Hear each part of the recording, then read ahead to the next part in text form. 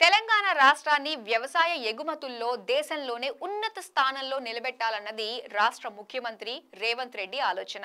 అందుకే పురపాలక శాఖ పట్టణాల్లోని మహిళా సెల్ఫ్ హెల్ప్ గ్రూపులను ఆర్థికంగా బలోపేతం చేసేందుకు దృష్టి సారించింది.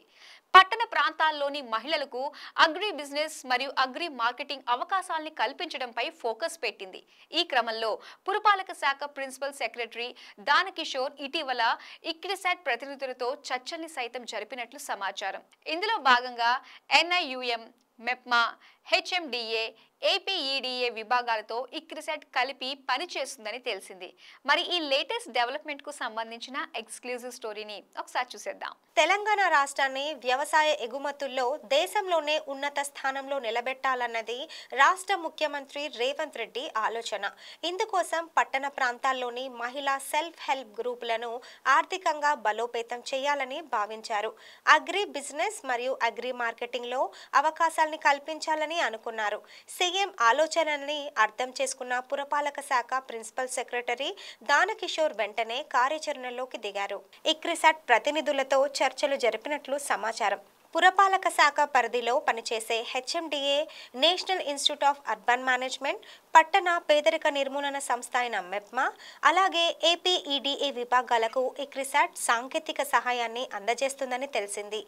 ఏ వ్యవసాయ ఉత్పత్తులకు అధిక డిమాండ్ ఉంది, వాటిని ఎలా పండించాలి, ఏ కాలంలో పండించాలి, ఇదివరకే రైతులు పండించిన ఉత్పత్తులను ఎలా మార్కెటింగ్ చేయాలి, ఇలాంటి అనేక అంశాలపై ఇక్రిసాట్ స్వయం సహాయక బృందాలకు అవగాహన కల్పిస్తుందని సమాచారం. వ్యవసాయ ఉత్పత్తుల ఎగుమతులు, మార్కెటింగ్ అవకాశాలని కల్పించి హెచ్ఎండిఏ పరిధిలో ఎక్స్పోర్ట్ హబ్స్ ను ఏర్పాటు చేయడానికి పురపాలక శాఖ సమాయత్తం అవుతుందని తెలిసింది.